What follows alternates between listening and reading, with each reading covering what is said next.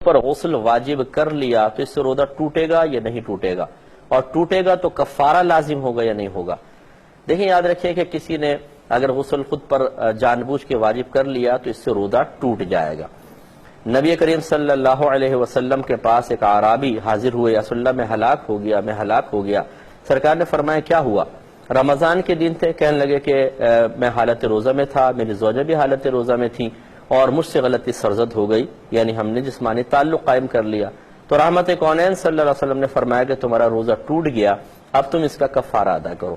عرض کیا رسول اللہ کفارہ کیا ہے؟ فرمایا 60 روزے لگاتار رکھو۔ ان عرابی نے عرض کیا رسول اللہ یہ روزوں کی وجہ سے ہی تو یہ مشکل آئی ہے، یعنی میں روزے میں صبر نہ کر سکا اور اس طرح ہو گیا، تو 60 روزہ صبر کیسے کر سکوں گا؟ تو سرکار نے شاید فرمایا تم 60 مسکینوں کو کھانا کھلا دو۔ عرض کیا رسول اللہ میں یہ بھی نہیں کر سکتا ہوں، میں غریب آدمی ہوں۔ تو رحمت کونین صلی اللہ علیہ وسلم نے فرمایا کہ بیٹھ جاؤ۔ تھوڑی دیر بعد ایک کھجور کا ٹوکرا سرکار کے پاس آیا، تو سرکار نے فرمایا وہ شخص کہاں ہے؟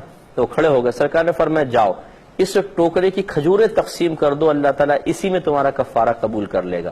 تو وہ عرابی فوراً بولے یا رسول اللہ یقین کیجئے کہ پورے مدینے میں مجھ سے زیادہ ان کھجوروں کا مستحق کوئی بھی نہیں ہے۔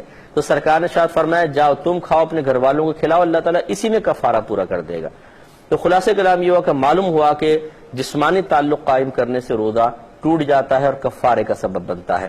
اس کو بنیاد بنا کر فقہا نے فرمایا کہ غسل واجب کرنے میں بھی چونکہ اسی طرح جسمانی تعلق والا معنی پایا جاتا ہے کہ اس سے بھی غسل واجب ہوتا ہے، اس سے بھی ہوتا ہے، تو وہ بھی روزہ ٹوٹنے کا سبب بنے گا، یہ بھی روزہ ٹوٹنے کا سبب بنے گا۔ لیکن فرق یہ ہے کہ جب جسمانی تعلق قائم ہوتا ہے تو اس میں جنایت یا جرم کامل ہوتا ہے، کہ جہاں مکمل لذت حاصل ہو، مکمل مزہ حاصل ہو، اس سے روزہ توڑا جائے تو وہاں کہتے ہیں جرم کامل ہے، جنایت کامل ہے، اس کا نتیجہ کفارہ ہے۔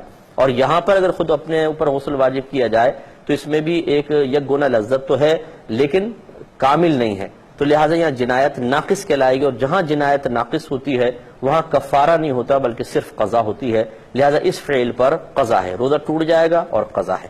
لیکن یاد رکھیں اگر کوئی اس کو عادت بنا لے کہ اس کے ذہن میں آ گیا کہ اچھا جی اچھا غسل واجب کر لوں گا تو زیادہ یہ ہے کہ بعد میں ایک روزہ رکھ لوں گا، کوئی بات نہیں، تو اب پہلی مرتبہ تو اس کو چھوٹ ملے گی، لیکن اگر اس نے دوبارہ ایسی حرکت کی تو اب یاد رکھیں کہ 2 حرکتیں مل کر اس کی جنایت کو ایک طرح سے کامل کر دیں گی، اور دوسری مرتبہ کرے گا تو اب اس کے اوپر کفارہ لازم ہوگا۔ یہ اچھی طرح ذہن میں رکھا